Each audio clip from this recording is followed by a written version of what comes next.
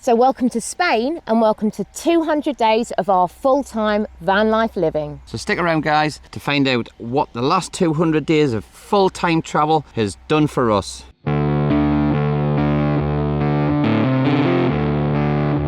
So in this week's video we're going to be talking about the van, how she's holding out, the modifications we've had to make in order to sustain this lifestyle, boredom and what we do to cope with that, travelling constantly versus not travelling at all, and a few other things. So stick around till the end to find out exactly what it all is.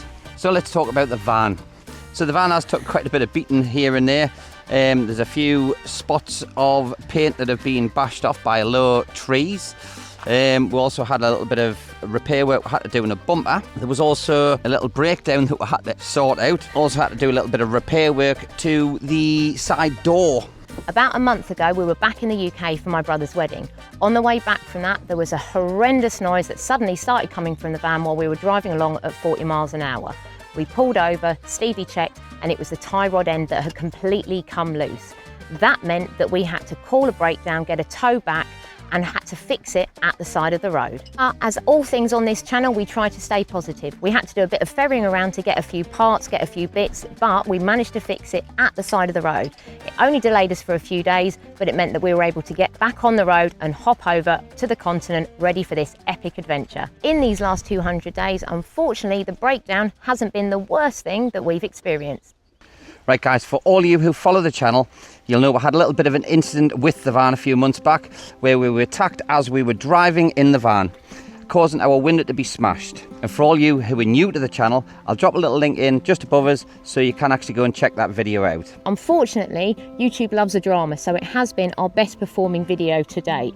Yeah, I know. To be fair, we really were as positive as we could be at the time. However, I think if we're both honest, which we're going to be with you guys, the longer lasting impact was a lot more negative than we expected. It shook us up more than we realised it would or thought it would at the time. We realised not just how vulnerable we were, but how vulnerable van life can be as well.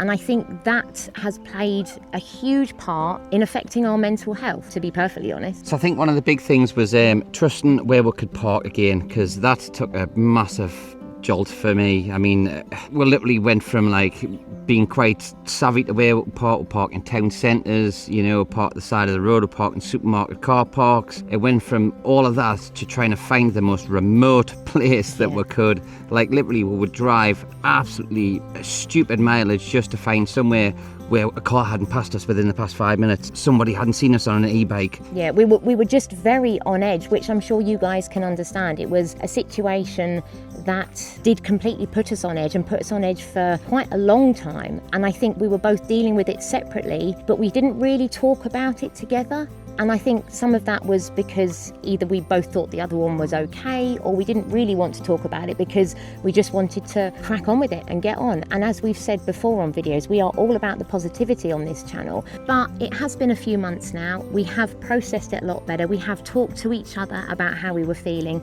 and we are thankfully in a much better place about it. Although what it does do is bring us on to the next thing we wanted to talk about, which is mental health, specifically our mental health, living full-time in a van. As Liz says, we're going to talk about our mental health. So I think living in the van, what it did was being in the small space, starting to bring up something with us that it hasn't been undetected in our lives or unpresent for a long time. It was something that both of us spending 24/7 together made us realise that we maybe should go and talk to somebody about something. So I was diagnosed with autism a good few years back, but what Steve is referring to is the fact that as we've become older, ADHD has become more present in our life. The reason I say that is that I have been diagnosed, Stevie is awaiting a diagnosis, and to be honest guys, in the spirit of being honest and authentic, it has been an absolute struggle for us. It would be a struggle in everyday life, but when you compound that with being together, as Stevie said, 24/7, living in a van. We're only in a medium wheelbase van. It's not the biggest space. It's absolutely fine for us, but it's still not the biggest space. And it absolutely plays a part, obviously, in both of our lives. And we've started to struggle. We have been struggling. So yeah, living in a small space is something we've had to learn to deal with neurodiversity. So I have got a video on that. I'll drop a link in so you can go and check that out if you want. But that's not what it's all about today. So let's get on with the next thing. So the next thing on the list is pros and cons. So we'll not start off on a negative note, so we'll start with the pros anyway. And the big one for us is freedom and what that means for us. Whilst this lifestyle isn't for everybody, for us it is absolutely ideal. When Stevie talks about freedom, he means freedom from society, freedom of a life on the road, and just freedom to be the people that we are. We are people that aren't designed to live within a typical society, and so living in a van, we get to live the kind of life we want to on our terms. The other pro is costs and cost of living. So the cons, and the big misconception to van life as well, is daily routine. If you're moving around a lot, you lose a lot of your daily routine. And if you're like me, I'm quite fickle with my daily routine. I mean, I used to, when I worked, I got up at a certain time every day. I went to work, and I'm sure it's the same for everybody. And you sort of lose that unless you implement that in your daily life as well. So one of the other big cons for us, and one of the things that we find a little bit stressful, is finding where to park for the night, where we are going to call home and where we want to call home for either one night up to a few nights. Van life in the UK isn't as easy as it is abroad. It really isn't. This lifestyle isn't as accepted. There's a lot of negativity around the community. There's a lot of negativity within the community, which, to be honest, is something we don't understand. Why people don't want to support other people within this community blows our mind, but that is just the way it is. However, as always, what I try and do is I do my research. So when we're looking for somewhere to stay, and Stevie will agree, I'm just looking at him off camera, 9 times out of 10, it's me that's trying to find somewhere. That's mainly because Stevie is doing the driving. And I'll always try and find us 2, if not 3 options. We do have places that we love to go to, and they are places that we do try and keep secret, if you like, because as you know, van life has exploded and everyone is trying to park everywhere. But it's not just apps we use, we do also use our brains and just look on Google. Not everything is about an app, and using Google search is a great way to try and find those hidden places that hopefully aren't on those apps. However, this con is a lot less over on the continent.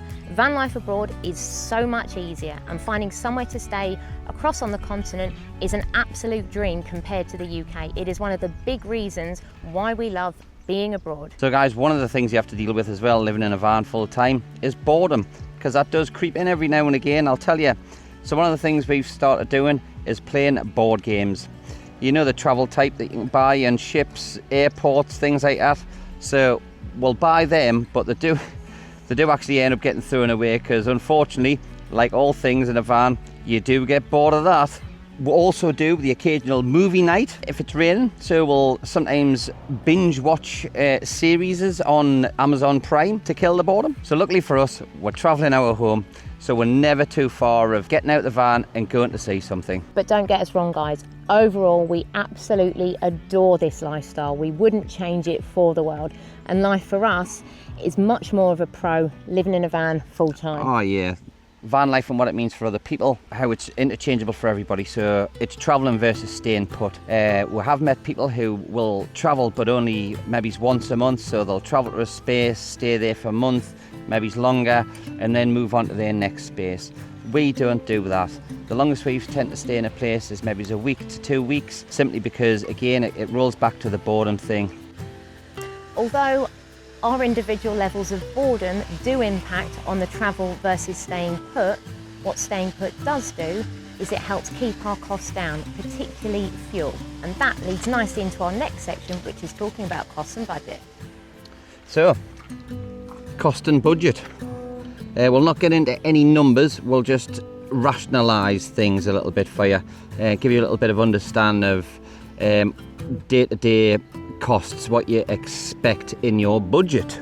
So the biggest cost, as you can probably guess, is going to be fuel. Now that comes into the travel versus staying put, but when we're travelling around, whether it's in the UK or abroad, fuel is always going to be our biggest cost. What we have found, again another win for van life over on the continent, is that fuel is much cheaper, and to be honest, the further south that we've gone, fuel is much cheaper versus the UK. Our second biggest cost is probably going to be food, isn't it? Definitely, yeah. Because there's 3 mouths to feed in our van. Absolutely. So it is also the reason, even if we are staying put longer for somewhere, we do need to be somewhere that is close to some sort of amenity, a local shop, something like that. We do eat better in the van, so we don't eat a lot of processed food. So there are a lot of sort of fresher vegetables, fresher fruit, nuts, pulses, again, things that help to keep our costs and our budget down. The other way that we help to keep costs down is we look for as many free activities as possible. We also like to look for as much free parking as we can. Don't get us wrong, I know what you guys might say, we are happy to pay for parking as and when we need it. But the other thing that we don't do, and don't really do a lot of, is go on campsites either. Not really. We don't really need to. This clever man here, with my help of course, has kitted diggers up to be off-grid for as long as possible, so we don't have the need to go and plug into electricity. We do have the option if we want it, and sometimes it's nice because we don't have a shower in the van. That is the one thing that we don't have, but we're quite happy with that. So maybe we want to go to a campsite for a shower. Campsites in the UK are extortionate. Sometimes you can be looking at paying 40 quid for a night. It's just ridiculous. Don't get us wrong, campsites over here can cost, but again, they are much, much cheaper. Although to be fair, we haven't been on a campsite since we've been here. No. All the airs that we've been on have been free. Again, UK, take note. There are a lot of ways that you can make this kind of lifestyle better for people like us and you lovely lot out there. It's true. Yep. So one of the big things with costs and budgets is obviously you have no rent, mortgage, you have no electricity bills, no water bills, bills that you pay in the house. That has gone. And council tax. Yes, penny off a pint there, penny off a pint. So obviously you swap out your mortgage, your rent, your water bills, your council tax. What you trade for that is your van upkeep in the way of maintenance and repairs basically, and MOT insurance. But you'll be paying that on a car anyway. And lastly, and most importantly for us, is the long term and what our actual plans are, because we do actually get asked this quite a lot. So any of you who are following the channel will know we are heading to Morocco for the winter.